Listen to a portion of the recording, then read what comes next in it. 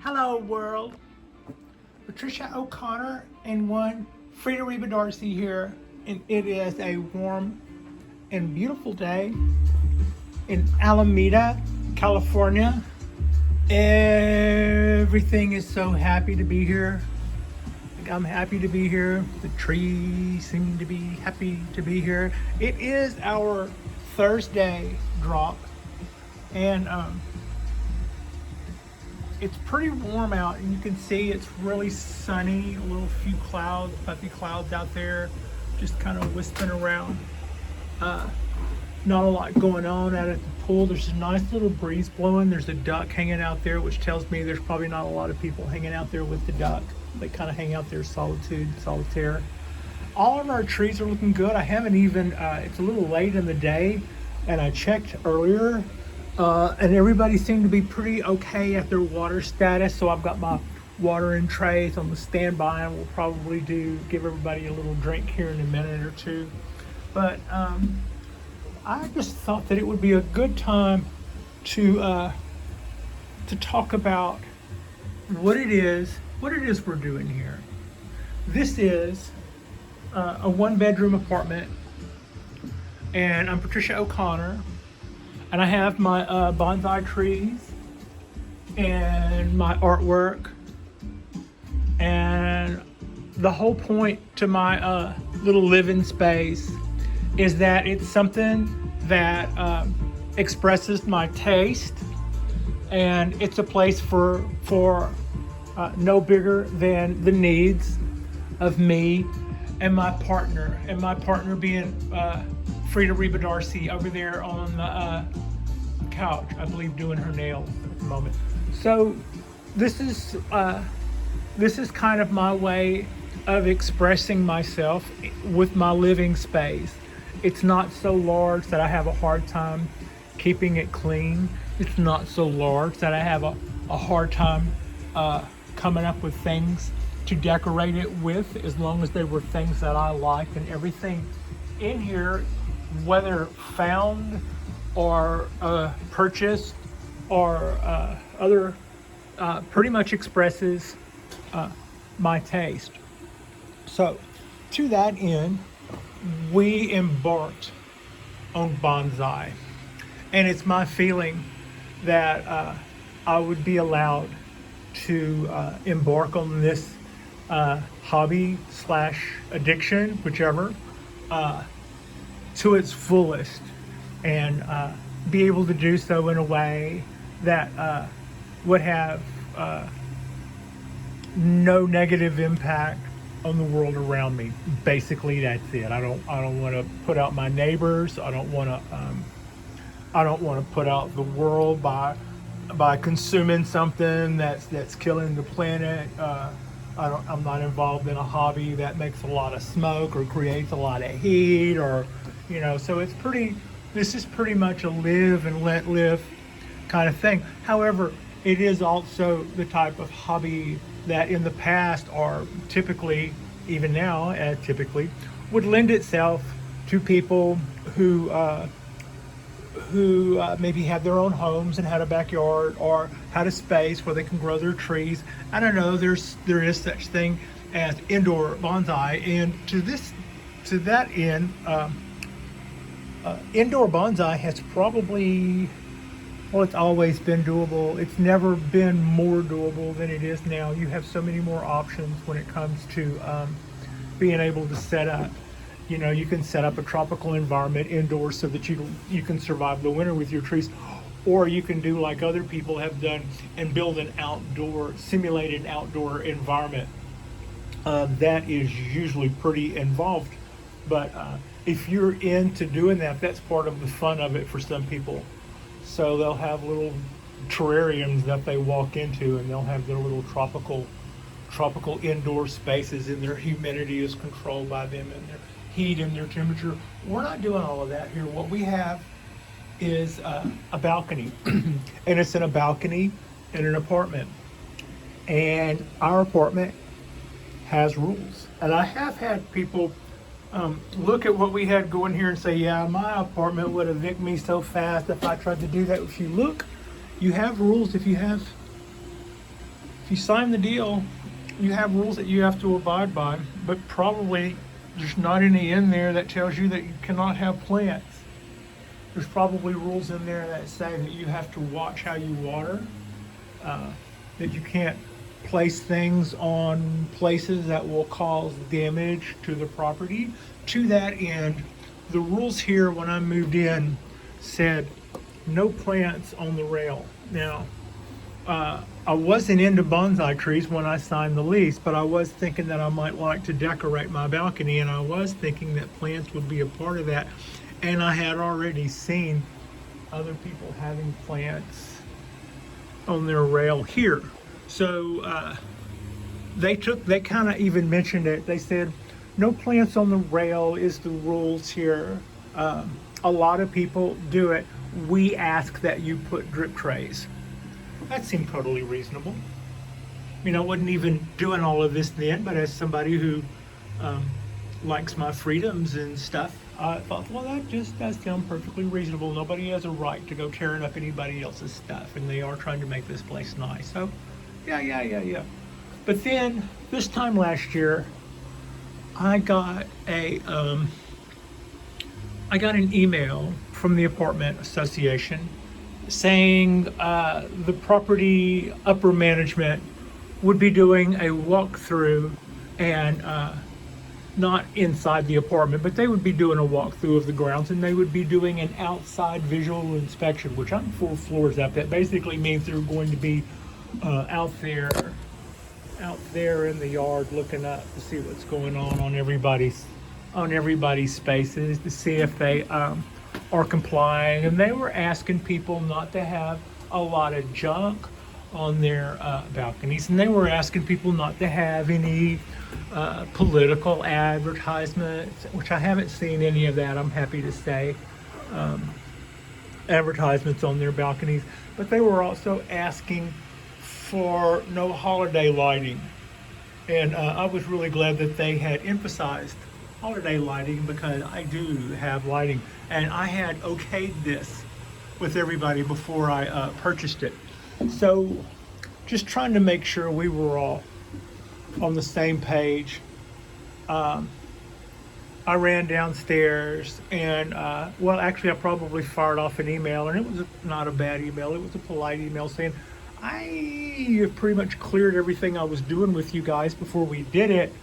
And they said, yeah, Patricia, you did, and you said you were going to put drip trays under all your trees, and you know what, we really appreciate that, but you do have that one large planter, and at the time that large planter was there where I'm pointing. It was right there on the rail. The rail was wider, but it was sitting on that. It's like I was using, my rail then was this level, and the planter was sitting on that, right there in that spot. And I said, if I can convince you that there's no way in hell that that thing that weighs more than a Dodge Hemi would ever accidentally fall off there, would you be open to coming up and having a look? And then if it looks like you would agree that nothing could ever make that fall off there, that I can go ahead and go with it. And they said, we'll be open enough to come by and look at it at a time of your choosing, which I thought was, I'd always been able to keep things really civil and reasonable with these guys. So I walked upstairs, came back upstairs feeling victorious that once they saw this, they would see that nobody was going to be holding a wine glass and casually lean up against this and push it off the balcony. I thought, well, once they see that it weighs 250 pounds easy, that it's not just going to go falling right off there. And I thought I should be able to get my way. And I thought about it a little bit more, and I thought, but if we have an earthquake and the building sways back and forth a little,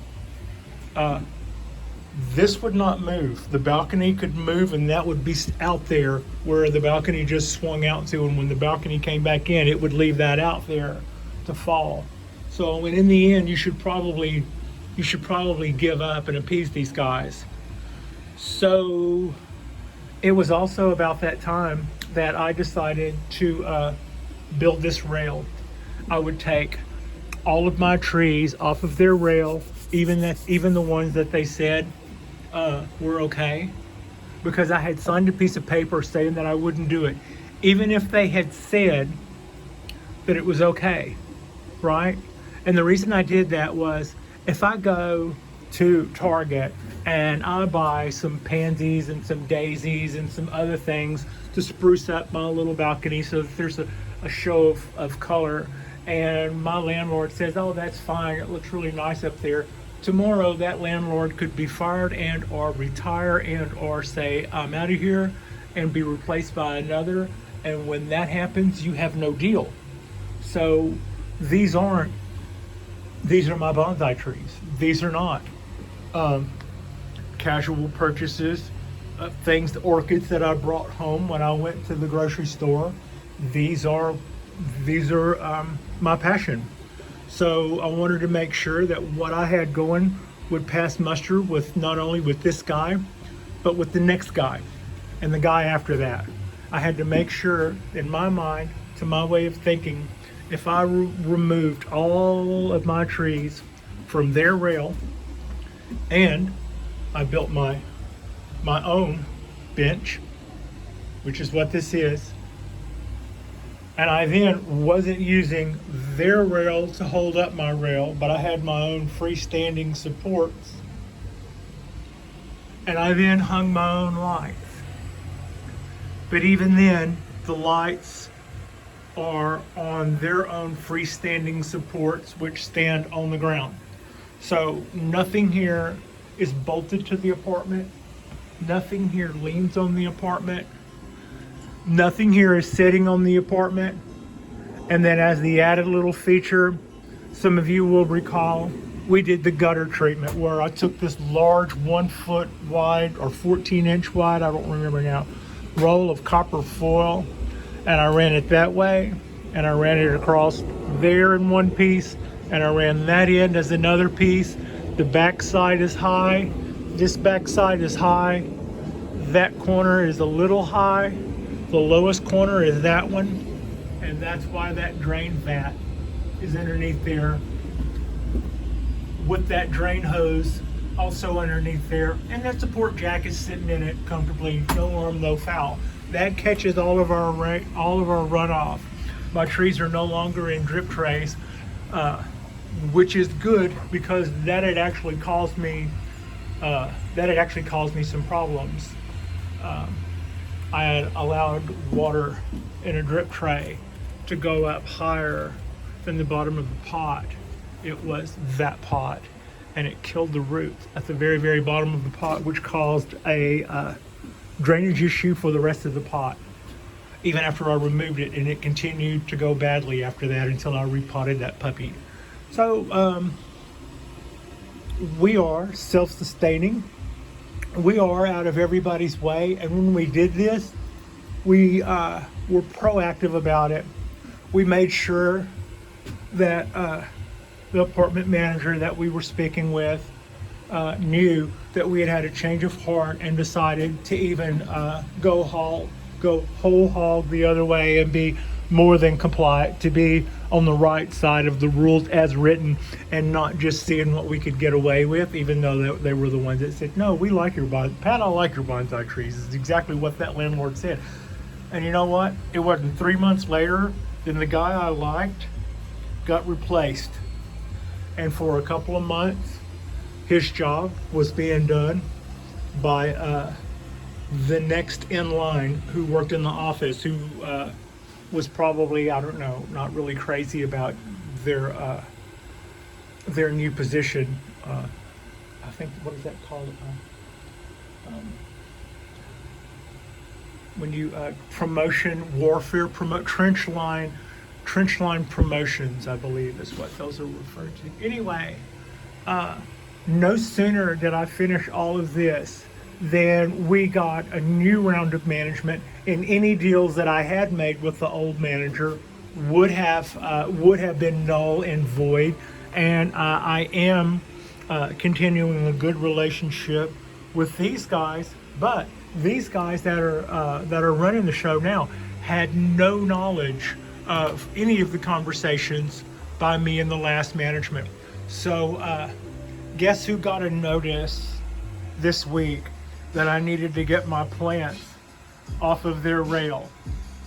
That was actually, that was actually 4 days ago. I got a notice that they were doing an inspection this very day. The heavy breathers from the corporation would be walking through and inspecting everything, not from up here, but from down on the ground looking up. And they can see my ponderosa hanging over and probably assumed that I had plants on the rail. So to that end, I gotta say I handled it all pretty well. I was going, yeah, I'd already had a conversation with your people about that, and we're not on your rail or on your structure in any way. All of our stuff is self-supporting. All of our stuff doesn't have any, we have no water runoff issues. We have no extraneous stuff up here or clutter. We haven't hung anything from our ceilings, nor have we hung anything from our rails. So I said, and everything I've done is per our conversations with the management that was here last year. And with that, I went, thank you for your concern. And then I fired off 3 photos. One was a wide shot showing our cypress tree sitting there on the concrete floor with the little drip tray underneath it. And one, that would also show the tree that they see hanging over that they might have thought was a small tree on that rail is actually a large tree, but is also sitting on a pedestal on the floor. And then all the rest of the trees are on my bench, not their rail. They could see that through all the photos. And the response I got back from them was thank you very much. And they were just actually a little sort of like on a back foot. They were like, thank you very much. We're just being proactive because our bosses are walking through next week, yada, yada, yada. And I was going, yeah, I think it was about this time last year. Y'all tried to shake me up too. So the stuff we did here to keep ourselves and our little noses clean with our bonsai trees, I believe has been a success.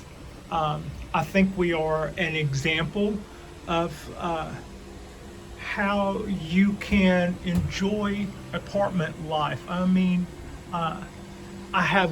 this is not a big showy place, but it very much does express my love of art and of bonsai trees and of being in an environment that I like.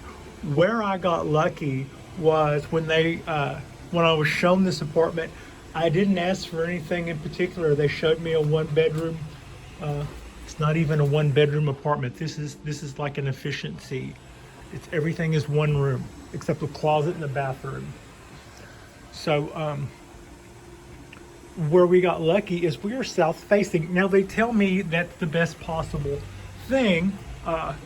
You want a south facing balcony. However, when I look around at the other balconies, without being a peeping Pat here or anything, when I look at all of their balconies, it looks to me like most of those guys, no matter what direction I'm facing, it appears to me that would be west. Sun comes up over there, goes down over there. I'm facing south. So it looks to me like all of these guys inside this box here, which is kind of what this is, the inside of a box, because I've got apartment row, apartment row, apartment row, and then this flat. I think we all get good sun, and I know damn good and well all of these guys get at least 4 hours of direct sun, and I would say that the east facing apartments, those guys, the sun comes up and hits them and goes like deep into their balconies, whereas you can kind of see that shadow on the wall. That shadow on the wall that's raking this way that goes out and swings back as the day goes. So we would not be giving adequate light to the bougainvillea. We wouldn't be giving adequate light to the pine trees or the wisterias if it weren't for our overheads. So it's probably also beneficial. I had to clear the overheads with management because they said no holiday lights. I said, well, I am going to put up grow lights to make up for what I will lose by giving up this choice piece of real estate.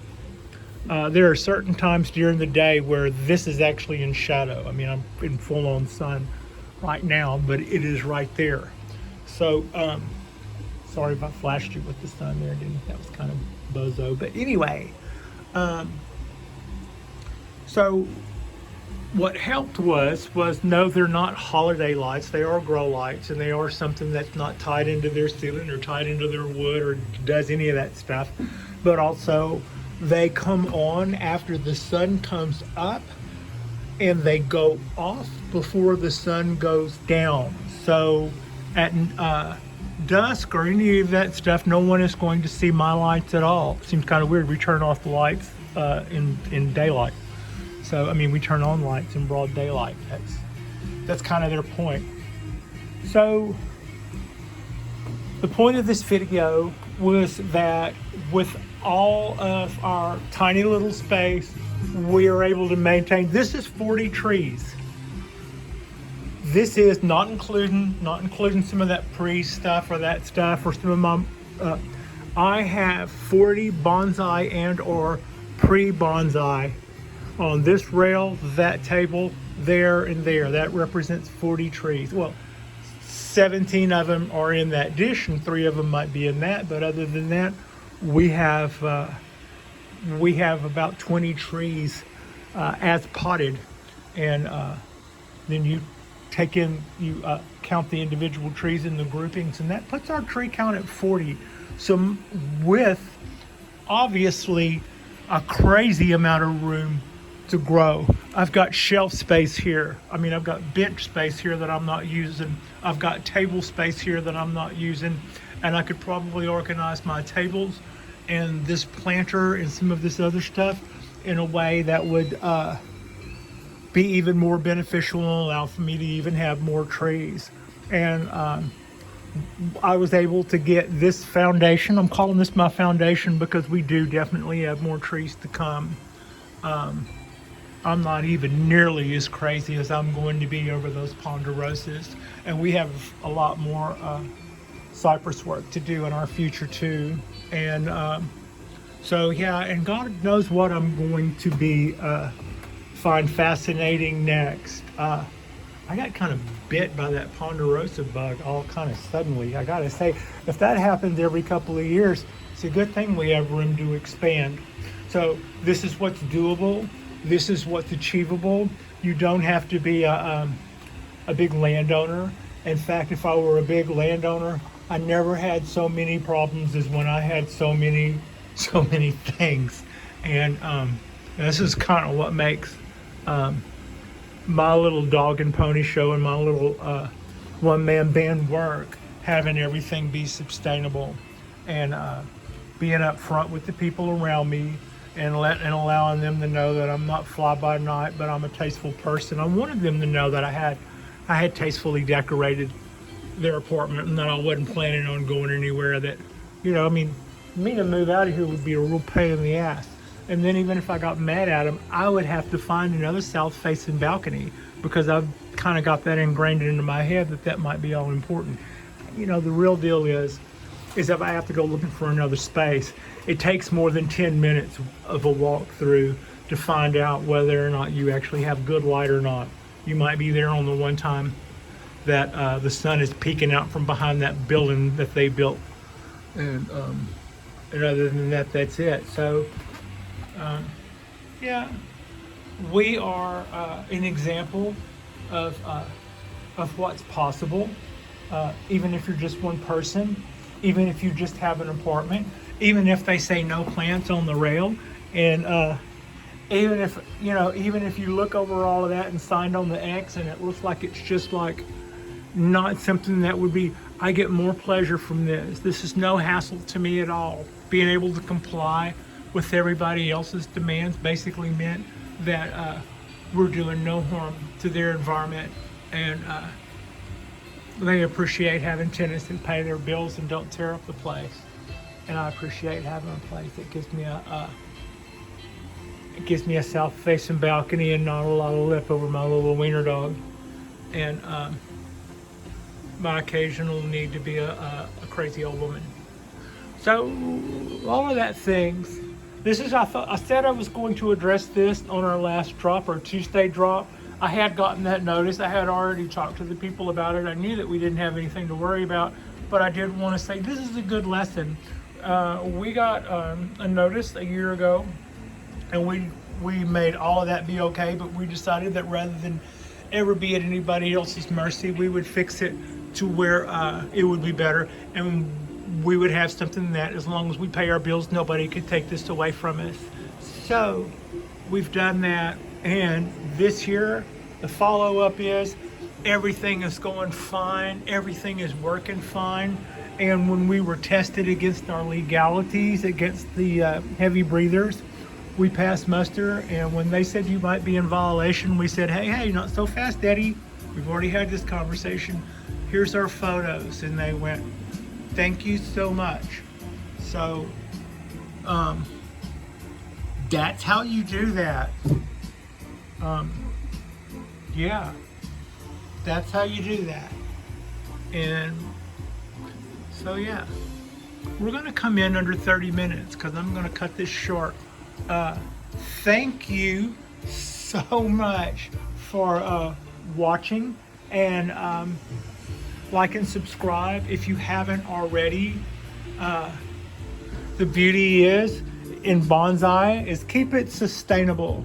Keep it something that somebody's not going to run you out of, and keep it something that you can continue to do. I was watching Nigel the other day, or Nigel Saunders on the Bonsai Zone, and I believe it was on the video or maybe on the Premier chat, but he said, I don't have any bonsai trees that I can't move.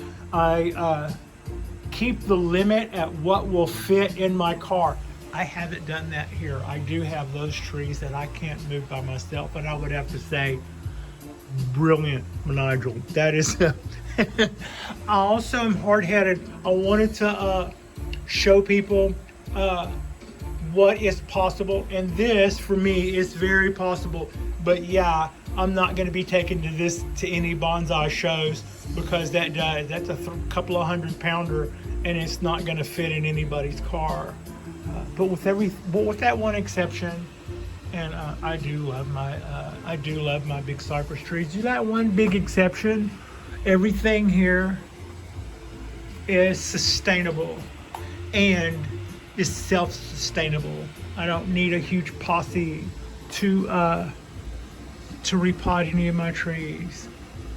So that's us. Our next little drop will be our Super Cypress, Bald Cypress Saturday drop. It's kind of something we've been doing. I'm not necessarily promising it's going to be a lot of Bald Cypress stuff. I just call it that.